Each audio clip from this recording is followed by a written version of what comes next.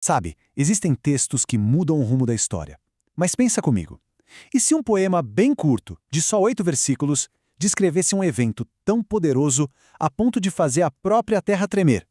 Pois é, nesta nossa análise, a gente vai mergulhar fundo no Salmo 114, uma obra que celebra o poder de Deus para salvar o seu povo de um jeito, de um jeito espetacular.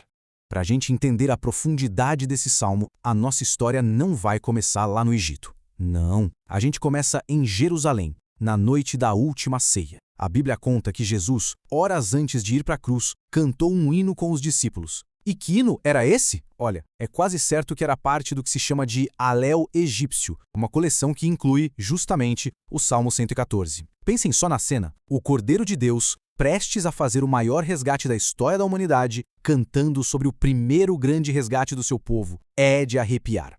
Vamos entender isso um pouco melhor. Esse tal de Halel egípcio, que vai do Salmo 113 ao 118, era tipo a trilha sonora oficial da Páscoa judaica.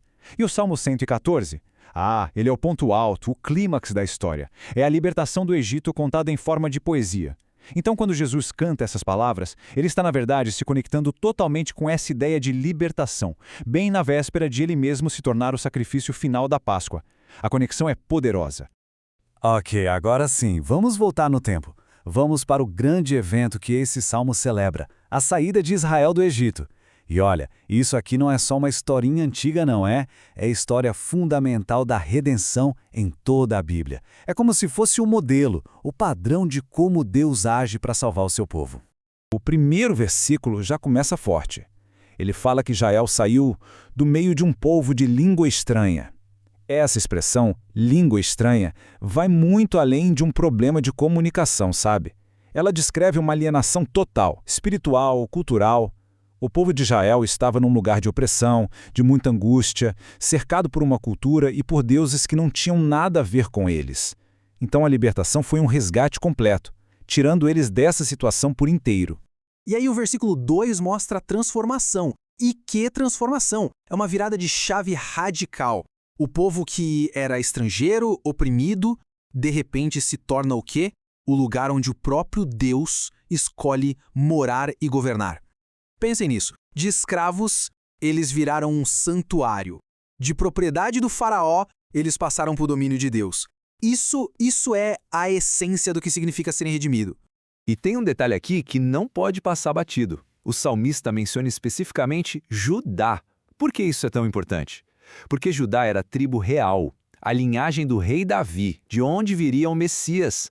Então, quando o Salmo diz que Judá se tornou o santuário, ele já está apontando lá na frente, profeticamente, para Jesus, o leão da tribo de Judá. É nele que Deus habitaria de forma perfeita e completa. Mas a história fica ainda maior, ainda mais grandiosa. Porque o salmista não se contenta em falar só do que aconteceu com o povo. Ele faz algo incrível, ele dá vida à natureza para mostrar como toda a criação reagiu à presença de Deus chegando para salvar. E qual foi a primeira reação? A do Mar Vermelho. É sensacional a imagem. O Salmo diz que o mar viu o que estava acontecendo e simplesmente fugiu. Fugiu em pânico, como um exército que se vê derrotado. Esse é o começo da jornada da libertação, o momento em que o impossível acontece e o povo atravessa em terra seca. Aí pula 40 anos no tempo e vem a segunda reação, a do Rio Jordão. O rio simplesmente volta para trás, abrindo caminho para o povo finalmente entrar na Terra Prometida. Percebe a beleza disso? O mesmo poder que começou a libertação é o poder que a completa. A graça que nos tira do Egito é a mesma graça que nos leva até o destino final. E não para por aí não, a coisa fica ainda mais intensa. Até os montes, que são o maior símbolo de algo firme, estável, eles saltaram como carneiros. Essa imagem, claro, nos leva direto para o Monte Sinai, que tremeu inteiro, violentamente, quando Deus desceu para entregar a lei. A lição é clara, a criação não consegue ficar indiferente à presença do seu Criador. E nesse ponto o poeta faz uma pausa dramática. Ele se vira para a própria natureza e pergunta quase como se estivesse provocando: Ei, mar, o que foi que te deu para você fugir assim? E vocês, montes, por que saíram pulando como carneirinhos? Essa pergunta é genial, né? É uma pergunta retórica que cria um suspense, uma tensão no ar, preparando a gente para a grande resposta que está por vir. Depois de deixar todo mundo curioso com essa pergunta, o Salmo finalmente revela o motivo de toda essa confusão cósmica. E a resposta? A resposta é, ao mesmo tempo, muito simples e completamente avassaladora. E aqui está o grande clímax do poema, a razão de tudo aquilo. Do mar fugindo, dos montes tremendo, era a presença do próprio Senhor, do Deus de Jacó. O Criador em pessoa entrou na história para resgatar seu povo e a criação inteira responde com temor reverente. A terra é chamada a tremer diante dele. Esse tipo de manifestação poderosa e visível de Deus tem até um nome, é o que chamamos de teofania. E o mais impressionante é que aquilo que o Salmo descreve de um jeito poético aconteceu de forma literal. Na crucificação de Jesus, o que aconteceu? A terra tremeu, as rochas se partiram. E na ressurreição? Outro grande terremoto. É um padrão. Quando Deus age de forma decisiva para salvar, a criação responde. Mas o Salmo não termina com essa imagem de poder avassalador. Tem uma virada final, que é o ponto crucial. O poema muda o foco do poder imenso de Deus para o seu cuidado pessoal, íntimo. Porque o mesmo Deus que faz o universo tremer é aquele que, lá no deserto, fez água brotar de uma pedra dura para matar a sede do seu povo cansado.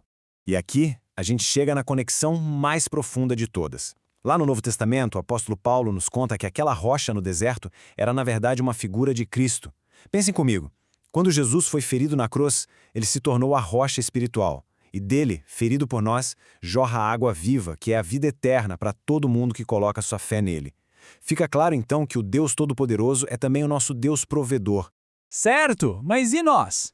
Como essa história tão épica se conecta com a nossa vida hoje?